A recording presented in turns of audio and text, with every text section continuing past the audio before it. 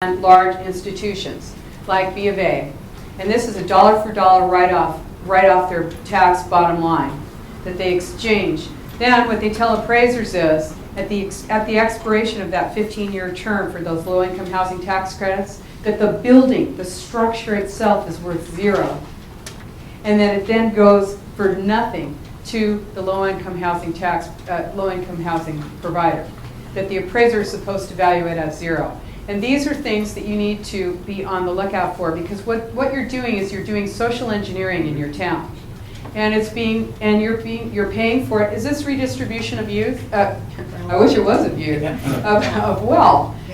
Yeah, it is. You know, this is what you're doing. You're transferring. And you know, look, I mean, think about this. It's like a spiral. We're recirculating a smaller and smaller and smaller amount of money all the time on the backs of the few people who are actually still generating taxes. And, you know, so one thing also I'd like to say, you know, you said that you know, your people have not heard of Agenda 21.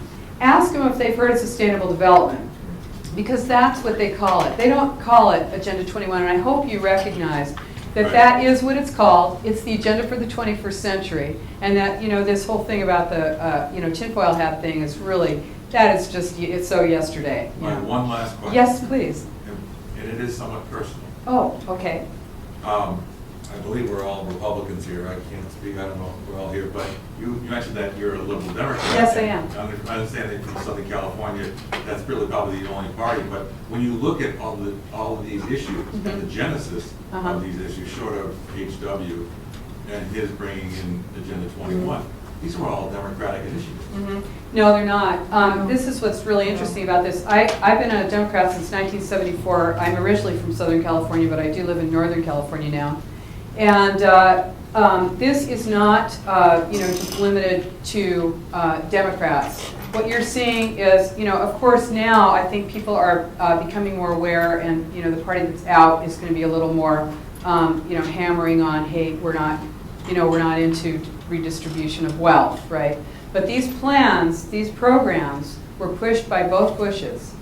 And you'll find, you know, I don't know, I haven't carefully looked into Romney, but I would say that he will, you know, probably be a supporter of United Nations Agenda 21 in many of the aspects of it. And in fact, you know, I am a liberal Democrat. I'm a classical liberal.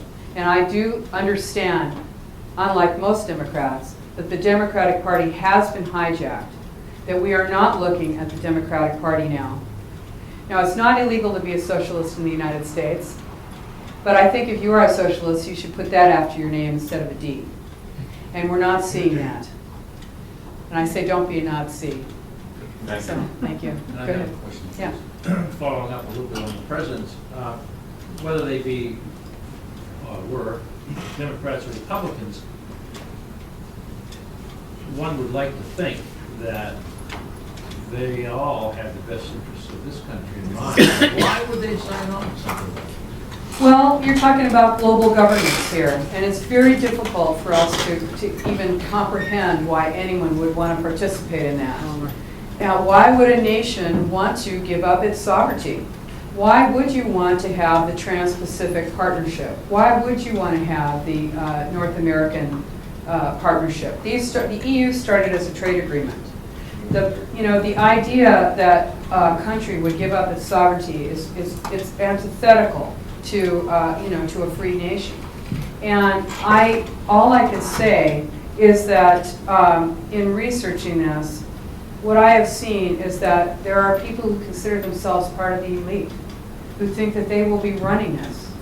They will, and I don't care if that's some joker living next door to you. These are people who really have an elevated sense of themselves, whether they're being patted on the back and put on a board or a commission, or elected to a position, or told that yes, you're going to have, you will be rewarded. But there is obviously something in it. But just a follow-up, please. Yes. For the most part, all of the presidents that were involved in this, at least, were relatively, actually quite intelligent. And they knew that if they were one of the elite you speak about, they were intelligent enough to understand that they would never be one of them because this project is too large, it would take too long. Mhm. And it certainly would not become, one would think, part of their legacy either. So what do they have to gain? I know this, okay, well, you know what you're seeing here, you do know? Yes, You I know. George Soros, how many billions will he have? It's about power. It is Power definitely. over others. It has nothing to do with equality. If there's people that once they get there and they can manipulate and they feel in total control, that's what gets them going. Well, but I hear your question, and what you're talking about is the time frame. You're talking about, here's something that takes a long time. We're talking about something that has actually been in progress for a long time, and the end date is about 2050. This is what they're looking at, is to roll this whole thing up by 2050. And when, if you're looking at individuals who achieve personal power during that time period, who are personally enriched, and personally feel that they are part of that group while they're alive, and that is their legacy, to continue that essential, strata. This is what we're having. We are falling deeper and deeper into poverty as a nation. But those who are very wealthy are getting wealthier. And that is what we're seeing as well, is that, the concept of power, those who are in power want to keep it, and those who are out of power want to get it. And this is definitely a power grab. Yes. I have 3 points that I want to bring up on that same topic. One, where were most of these people educated, Republican or Democrat? At elite universities. Mm-hmm. Good point. 2, since NAFTA was passed with George Bush 1, I was a huge detractor, opposed to that. What has the quality of life in the United States done since we entered this free trade agreement? What has it done for the elites, the Yales and the Harvards, versus what has it done for our blue-collar workers? And 3, and I'm going to leave on this point and not stress it too much, but power corrupts certain individuals, and we don't have to look too far outside of our legislature to see how true that can be. Mm-hmm. Some people who get in power cannot handle it, and they start thinking of themselves as bigger than the cause. And the way our presidents are marketed and the way our presidents are handled and this and that, I submit that we don't really know who our presidents are. Yeah. Absolutely. I agree with you, and I agree with all of your points, because these elite universities, we're seeing outcome-based education in our school systems and in our universities, but in Yale and Harvard, and a lot of this comes out of, a lot of this does come out of Yale and Harvard. In fact, let me just say this really quickly, is that Yale, Mary Evelyn Tucker, who is, I think she's chair of the School of Forestry and Religion or something like that. She gave a speech at the University of Oregon where she was saying that churches will need to get on board with the ecological model or disappear. There is a sense that the earth, the Gaia, is supreme. And it goes beyond what we can conceive of. When you're talking about the fact that if you have mining, you have granite mining here, you're destroying, you're scratching the earth, you're injuring the earth by doing mining. This is the philosophy. And it's an academic philosophy, a lot of it. These are not people who are farmers, they're not people who are miners, they're not people who are working, who are living. These are people, this is also how they can say to people who are urban, who live in cities, we're losing our farmland. Yeah. For crying out loud, you go across this country in a plane, what are you looking at? An agricultural nation.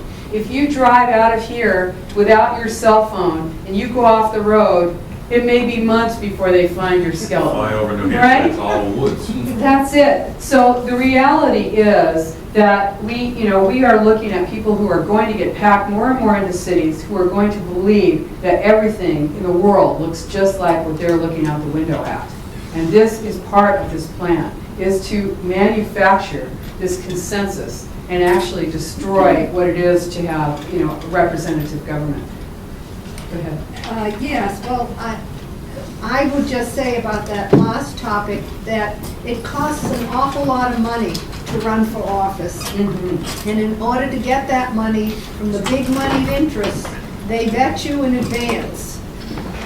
So, you cannot run for office without huge amounts of money, and you're not going to get it if you're not on their side. That's all I have to say about that. But I would like to get back to New Hampshire. because I happened to look just a couple of days ago, a map of the eastern half of the United States with the drone bases. You brought up the drones, the little drones and everything. One of those drone bases is in New Hampshire, according to this map. And the map also had future drone bases in the whole, that area of the country that I was looking at on the map. But then now to get back to our land use, where I live, the Quabbin to Cardigan Wildlife Corridor is one of the red, if you see the map of the United States, unhappily it's not big enough usually to show real close, but there's a little section that's red that starts in Massachusetts and goes up to approximately Cardigan. That's red, and on the map, red is little or no people. Right. And so That's Dr. Michael Kaufman's map Right, of yes. what the biodiversity treaty would have done to the United States, but they're in fact implementing that through policy. Right, they are. And also, just, was it a couple of weeks ago, I guess, the rivers, they designated the Connecticut River as one of the first blueways. That's right. This is something new. Blueways, Yes. greenways. What's a blue one? This is these are rivers. There's more and more and more restrictions on what you can do along these. You know, these are protected. They're just like your scenic byway, where they tell you, oh, we're not really going to impact your uses there. What you can do along that in that area will be restricted, as long, whether you want to get your federal dollars or state dollars or assistance in maintaining that. I thought the state owned all the waterways in the state. You're saying that we'll lose federal money if you don't? Well, yeah, it's all through the carrot, the money issue, is how they get you hooked in, and then you sign agreements. You sign documents and Contracts. contracts. I know what your bills are gonna look like next year. Well, I think for this session. Yeah, well, Yeah. Rosa, thank you for what you're doing. I heard you on the radio, got your book, I've read it twice, I need to read it 4 or 5 more times. It's extremely well written. Thank you. I got here late, so I don't know whether you spoke about this, but do you understand how industrial scale commercial wind projects that are massively trying to come into Vermont right now? I drove down from the Northeast Kingdom in the north of Vermont today, and we're fighting a massive wind project that wants to be on one of our ridge near a lot of people's homes and so forth. Do you understand how that fits into Agenda 21? That's definitely part of Agenda 21. What you have, of course, is you've got, first of all, part of demolition of dams. Why are dams getting demolished all over the United States? And they are. Thousands of dams being demolished. These are hydroelectric dams that are being demolished that generate clean energy. You're also, you've got natural gas. We just found all these natural gas reserves. But you're finding that if you look at your climate action plans, they are actually planning to phase out gas appliances. Not just appliances, but furnaces as well, so that they will be more easily able to restrict your usage and control. Now, with turbines, of course, in California we have turbines. They're extremely expensive. They do kill wildlife. They kill birds. You still need all your distribution lines. It's very expensive to run these. And then a lot of times they're not producing. Same thing with solar. It's very expensive to produce. Well, that's the other thing that Siemens is involved with, is solar. So these are your alternative energy generators, your clean generators of energy. One thing that you're going to see is that these subsidies do not compensate for. You're talking about, talk about view sheds. Talk about intrinsic value. Talk about impacts. If you're driving through California and you see these, it's quite a visual impact. It really feels like you're on another planet or something when you're seeing these. So what you need to know is that the design for this, the plan for this, is to move us to energy that is produced, it's electricity so that we are not using gas. Because gas is cheap and gas is more difficult to regulate. It's clean. And it's clean. And it's here. Right. And we have distribution for it. And this is about sinking our economy and restricting our ability to be independent. Go ahead. Yeah, this is something that's not very new to New Hampshire. We have RSA 9B, :2 says, "It shall be the policy of the state of New Hampshire that state agencies act in ways that encourage smart growth." That was passed in 2000, so this is 12 years old. Yeah. That's gotta go. There you go. That's right. You'll find those all over the United States. This is in your law. That's right. I'll come back and have a big party with you when you get rid of that. Go ahead. One of the topics that came up in Nashville recently was the International Baccalaureate. Oh, I've yes. never heard of that. Is that part of this? Yes, it is. Yes. In fact, you might think, what has she got this on her brain or something? You're going to look long and hard for something that is not part of United Nations Agenda 21, Sustainable Development. Yes, the International Baccalaureate is part of the United Nations Agenda 21, Global Governance. It's about teaching you to be a global citizen. That is the purpose of it. You are not a citizen of the United States with duties to your country. You are a global citizen. And that is the whole goal of that. Go ahead. When I was in a meeting, everyone was kind of looking at you like you're crazy, but what the people do understand is, I said, 85% of you are going to be eliminated.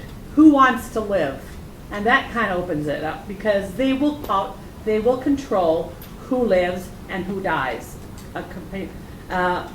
depending on how you, what you're going to give to the community. Well, I don't go there because, I do. That's cool, I welcome you to do that. I don't, because I'm talking about actual documents and laws that are on our books right now that we can do something about.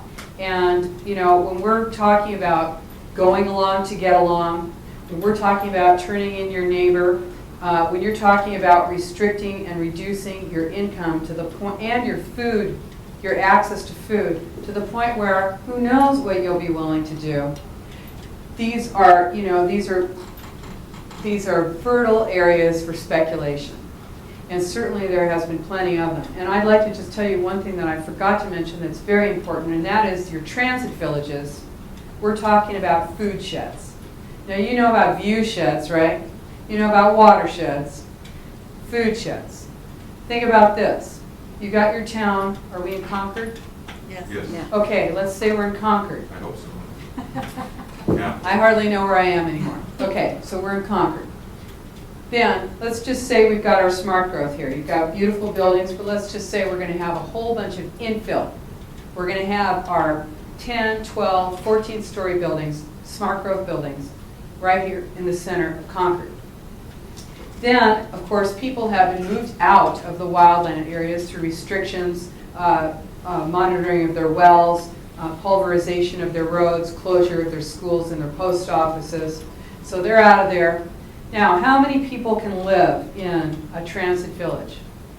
It's determined by your food shed, which is ringing your city. It's a green area ringing your city, and it is where your food is grown. You like bananas? Too bad. You're not growing them here in New Hampshire. You're going to eat what grows here. And the number of people, now you're saying, oh, this sounds crazy. I'll tell you in a minute how you can check this out. It is crazy. Stuff's all crazy. Okay, so let's just say you've got a 25-mile ring around Concord, and that's where your food is grown. The number of people that can live in this area is determined by the number of calories that can be grown in that 25-mile food shed area. And if you go to Cornell University, put that Cornell University and food sheds in your search browser, and you will see that this is exactly what they're talking about. They are talking about locavore. Have you heard that term, locavore, Yes, where you're yes. eating locally? All this stuff all sounds so good, right? Who doesn't want to support your local? What you're going to see is that those organic farmers are not going to stay in business. They cannot stay in business. we're talking about mega farms, we're talking about rings around our transit villages, formerly called Concord, transit village number 12 in New Hampshire. And you've got your ring of your calorie producing, and that's what you're going to be eating. And I'll tell you what, if you're a dissenter, you're making trouble, you look like a troublemaker to me, you're going to be, you may not be able to get your full allotment of your calorie. Now that's total speculation. I'm making that up. Go ahead. I could lose a few calories. Can a local food shed be other than an area that's growing food and be controlled by a food market, such as a supermarket? And what I'm referring to is that exactly what you've been talking about. And I'm a vice chairman of the planning board. I'm a little bit nervous about our regional planning. I'm hearing a lot of what I've already seen coming at us, and I'm concerned. Yeah. But across from where my town is, there is exactly what you're saying. It's probably about 50, 55 acres. Mm-hmm. It's a village of the 21st century. Okay. It's a $1 billion project. It's all mixed use, commercial, no vehicles, all walking. I just come back from Poland. Take me to for, it. I want to see 3 it. weeks out in Poland, saw what they were doing out there. My son was in Riga, Latvia for 8 months. Know exactly what's happening out there. All right. And I came here today not knowing what Agenda 21 was. Mm-hmm. And now I realize the last year and a half it's being fed to me. Yeah.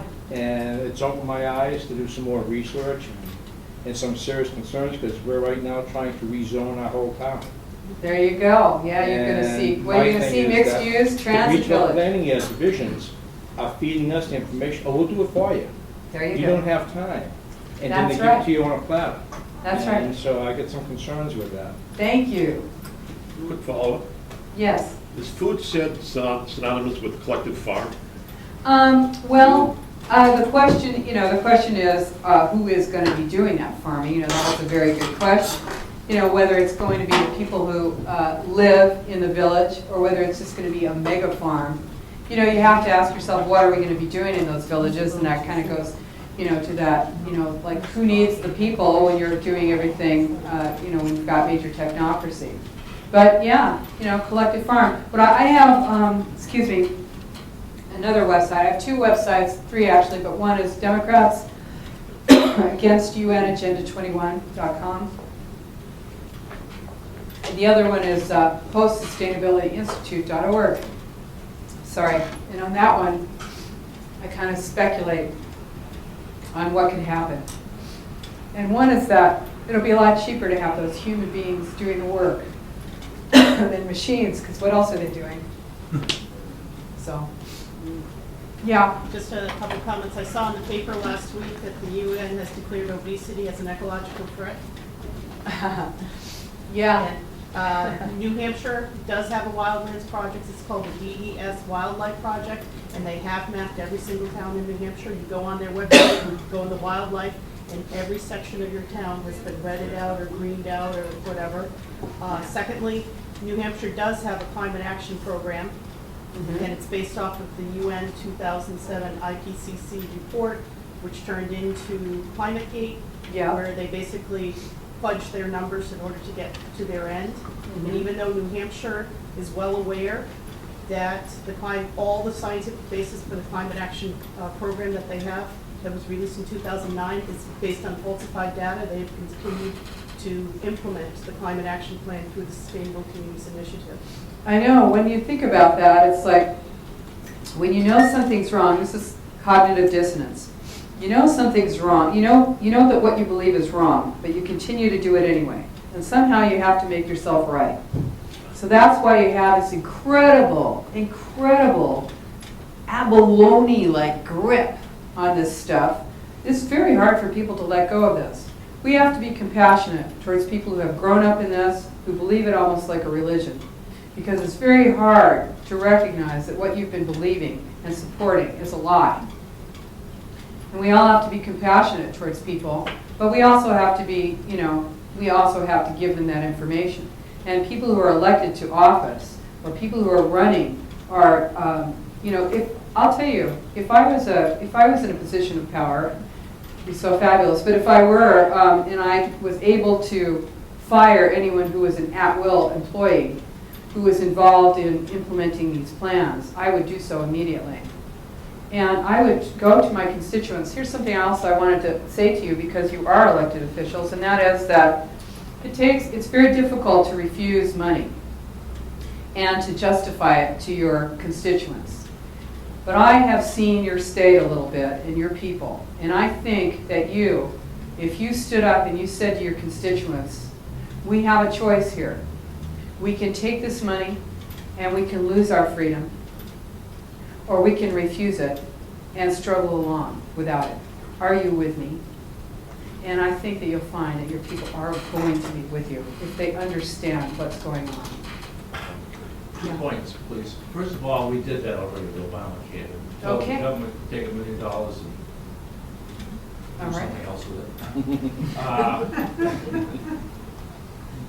The thing that you haven't touched on, and maybe you thought of, I doubt that, is that if you concentrate a population, you have maximized the risk of death through natural causes Absolutely. and diseases by a factor of who knows what. I can't predict that, but there has to be some concern, even by those who doubt this, that if it were to come about, that just natural causes, meaning, what was it back in England, Black Plague, Right. would be so much easier to We are occur so again. much more vulnerable. Exactly. Completely agree with you, and of course, I do have that in my book, it's, All right. I mean, all you have to do is infect one doorknob, right? You've got, or how about, think about this, you just lock one door and you got everybody in there. Oh, isn't it convenient, you got the train line real close by. Yes, obviously not just illness like that, but mental illness. When you are crowding people together densely, you're going to have more crime. You're going to have more, you're going to have unemployed and underemployed people together, stressed. You're going to have children, young children. Now this is about not having private space. No individual is going to have private space. Everything you're going to do is going to be out in public. And, children, they talk about, well, first of all, there aren't going to be that many children, is the plan.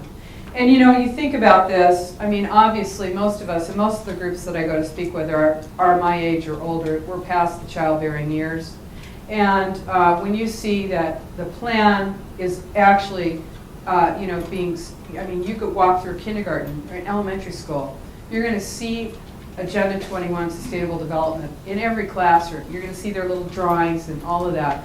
These are people who have accepted this from the time they were small children.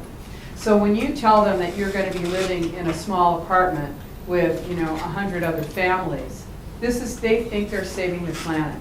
But this is, in fact, really a dangerous plan, just in the most practical sense of being able to, from a security standpoint for our nation.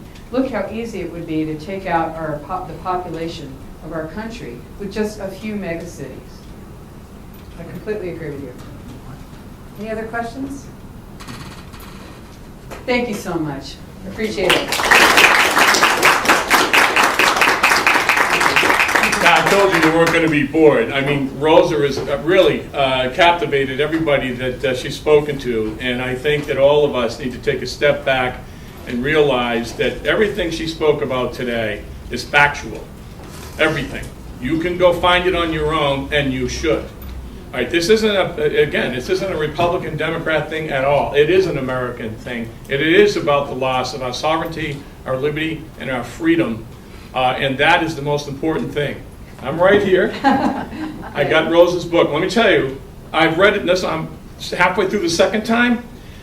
Every one of you should grab one of these. They're here. We have them in the back. They're $17 a piece. This is the best book that you're going to get for the buck for $17. And buy a few of them. Give them out to some of your friends, because as far as I'm concerned, if you read, well, you're going to be like me. You're going to read this more than once because it's so packed with information. But it's a great read. It's going to give you a lot more information than you probably have researched already, and it'll give you research opportunities. So please get on board with this. My PAC is going to stay focused on this.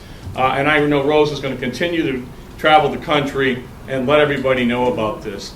Ken, back in the corner back there, from Wyndham, Ken Iron, he has already been through this in Wyndham. They actually, after all of the testimony they gave, which I think everybody talked against this, they voted in favor of it 3-2 recently. So that fight isn't over yet. But his website is on the green sheets, the little green sherbet-looking sheets you have there. He's also doing a lot of research with his partner, and you heard her speak for a little while today. Our site has some as well. There's a wealth of information out there. You all know how to use computers and Google. It's all there for you. This is an awakening, and it's a wake-up call for all of you. And the way I feel we have to solve this issue in New Hampshire is we have to legislatively kill it. I already know that the House reps have put forth legislation and it got killed in the Senate. Well, we're going to be after the Senate. It's unacceptable. If you're an American, and I mean this, and you're in our Senate, and you're not on board with this, watch out. Watch out, because this is critically important. You're giving up our sovereignty. You need to pay attention, because once you do, you won't stop. Once I got on board, I have been salivating ever since to find more and more information. So thank you very much, Rosa. This was a wonderful presentation. Thank you all for coming. I'd like to say one thing about the Senate. One of the senators whose bill we attached the amendment to that would have banned Ickley in New Hampshire told me, I kept trying to get him to read the information, and he said, it doesn't matter, good or bad, it's local control. And I said, it is unconstitutional. It is. And he said, oh no. Yep. So. All right, thank you all for coming. Thank you very much. Have a good rest of the day.